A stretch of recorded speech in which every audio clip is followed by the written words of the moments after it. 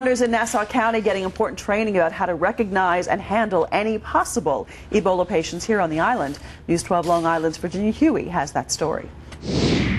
All responders have concerns about Ebola. East Meadow EMT E.J. Brennan among more than 200 first responders who packed a class at NUMC to learn how to deal with possible Ebola cases.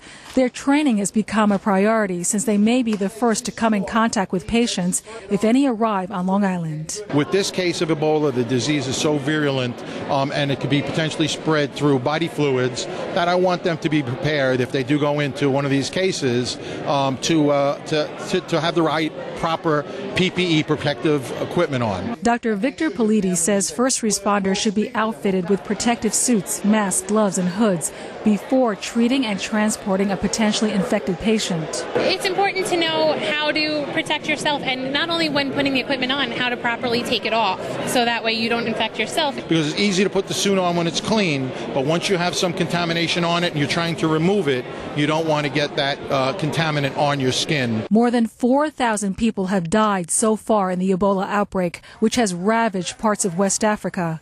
5 major airports in the U.S. stepped up screening procedures over the weekend to test travelers from West Africa for the deadly virus. All procedures should be looked at. But Congressman Peter King says the airports aren't doing enough to protect the traveling public from Ebola.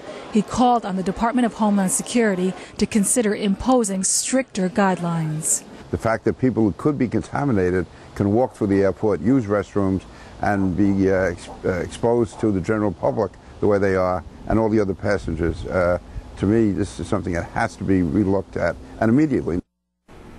Congressman King also says the U.S. should ban all flights coming in from West Africa and suspend visas issued to people living in those nations to keep them from taking an indirect route to the U.S. He said the ban should be in effect until the Ebola outbreak is under control. Elise. Virginia, thank you. Another Long Island congressman is all